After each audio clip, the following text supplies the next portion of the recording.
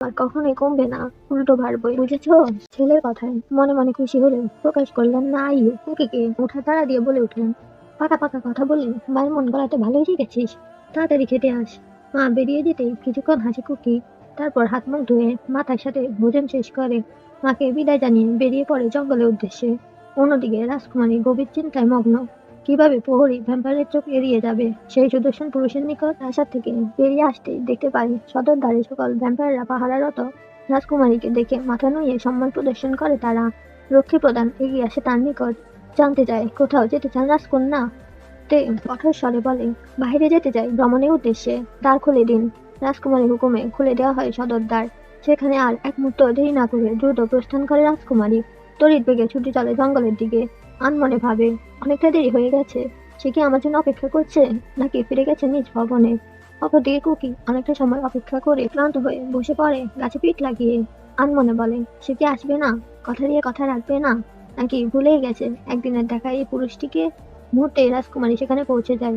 দূরে থেকে দেখতে পায় সুদর্শন পুরুষটির ক্লান্তি ভরা মুখ। খানিকটা মন খারাপ হয় তার। দেরি করে আসার কারণেই যে সুপুরুষটির এত অপেক্ষা, এত ক্লান্তি। ব্যস্ত পায় এগিয়ে যায় তার দিকে। হঠাৎ কারো আসার শব্দে মুখ তুলে তাকায় কুকি। দেখতে পায় তার দিকে চেয়ে আছে এক স্বর্গীয় পরী, যার সাদা বস্ত্র বাতাসে উড়ে জানান দিচ্ছে, তুমি কোনো মানবী নও হে নারী, তুমি যে স্বর্গরাজ্যের হারিয়ে যাওয়া এক পরী। নীরবতা ভেঙে তে বলে উঠল, অপেক্ষা করানোর জন্য আমি অত্যন্ত দুঃখিত। তার কথাতে হুঁশ ফেরে কুকির। দ্রুত চোখ সরিয়ে অন্যদিকে দৃষ্টি নিক্ষেপ করে সে।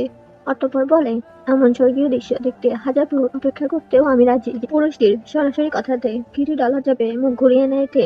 মনে মনে ভাবে, সে কি জানে তার এমন কণ্ঠে আমি বেসামাল হয়ে পড়ি? ভালো হয়েছে সে জঙ্গলের কাছে থাকে। আমি ছাড়া দ্বিতীয় কোনো নারী তার কণ্ঠ শুনতে পায় না, তাকে দেখতে পায় না। তাকে চুপ থাকতে দেখে কুকি বলে ওঠে, আপনার নামটা কি অনুগ্রহ করে আরেকবার বলবেন? গতকালই তো বলেছিলাম আমার নাম, এত দ্রুত ভুলে গেলে? আমি দুঃখিত, তবে গতকাল এতটাই বিমোহিত ছিলাম যে নামটা খেয়াল করতে পারিনি। পুনরায় একই রকম ঠোঁটকাটা কথাতে কাশি উঠে যাইতে আচমকা তার অতি নিকটে এগিয়ে আসে কুকি। নিজে পানি পাত্র থেকে যত্ন সহকারে পানি পান করায় তাকে। পানি পান করানো শেষ করে সরে আসে সে। কিছুটা সময় নীরবতায় কেটে যায়। পুনরায় কুকি বলে, আপনার নামটা এখনো জানা হলো না।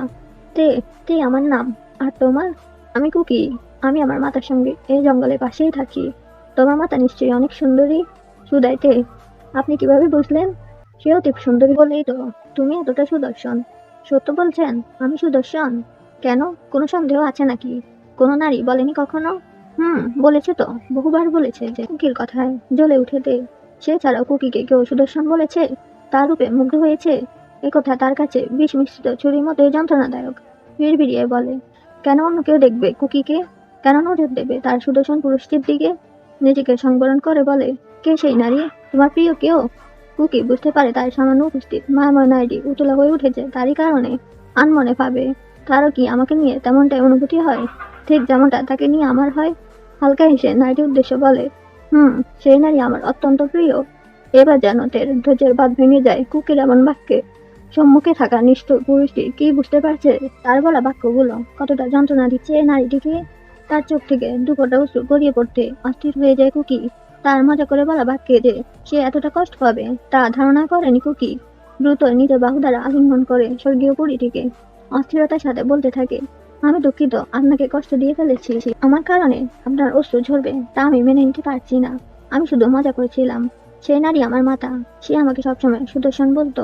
আর আজ আপনি বললেন আমার মাতার পর আমার জীবনে একমাত্র নারী আপনি।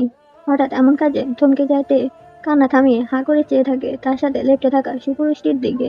অবাক হয়ে দেখতে থাকে তার অশ্রু কতটা উতলা করে দিয়েছে এই সুদর্শন পুরুষটিকে।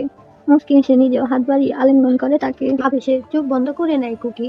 সে এতক্ষণে বুঝতে পারে যে সে কি করে ফেলেছে। সরে আসা উচিত তার, কিন্তু এই সূক্ষ্ম অনুভূতিরা যেন জানান দিচ্ছে, ঠিকই করছিস তুই।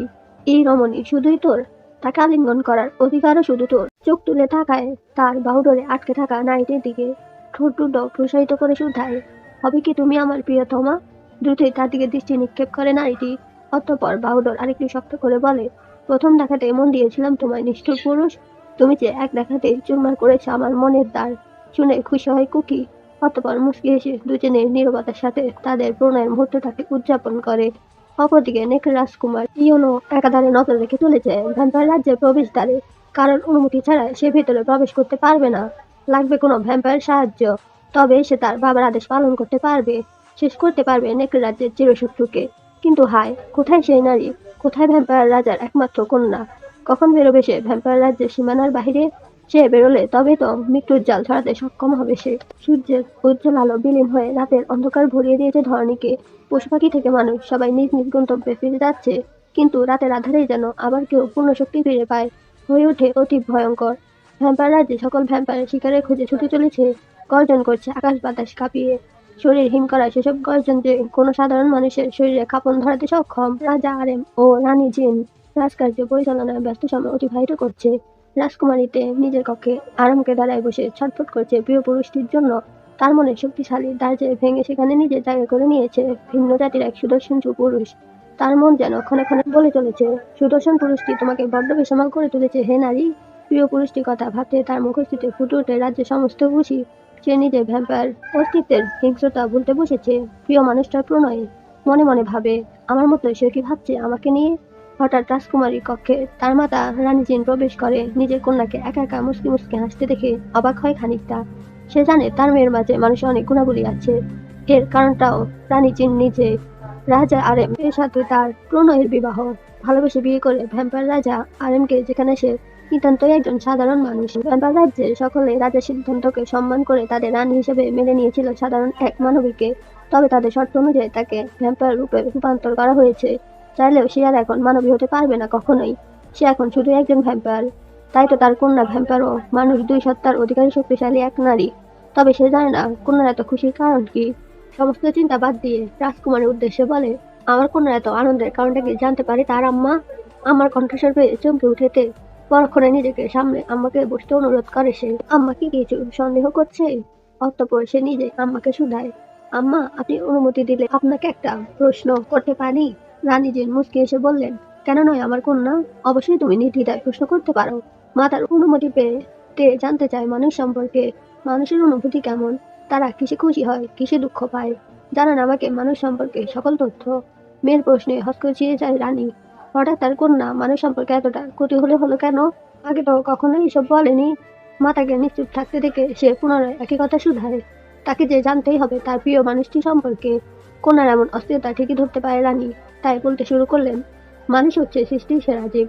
তাদের আবেগ অনুভূতি, দুঃখ কষ্ট আনন্দ সবই তারা নিজেরা নিয়ন্ত্রণ করতে পারে। অলৌকিক কোনো শক্তির অধিকারী না হয়েও তারা সবচেয়ে শক্তিশালী। তারা ভালোবাসতে পারে মন প্রাণ দিয়ে, আবার ধোঁকাও দিতে পারে।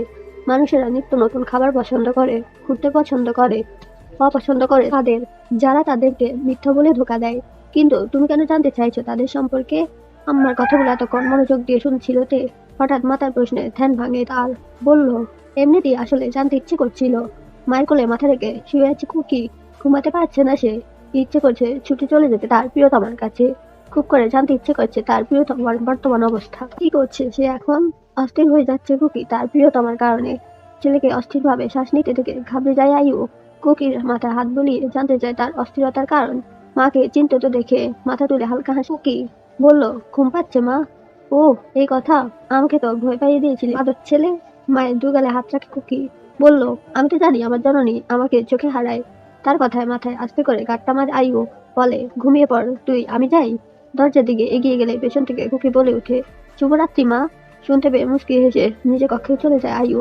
মা চলে যেতে সে আবার মগ্ন হয়ে পড়ে প্রিয়তমার ভাবনাতে। কি জাদু কইলা তুমি কন্যা? সারা রাত্রে ঘুমাতে পারে না।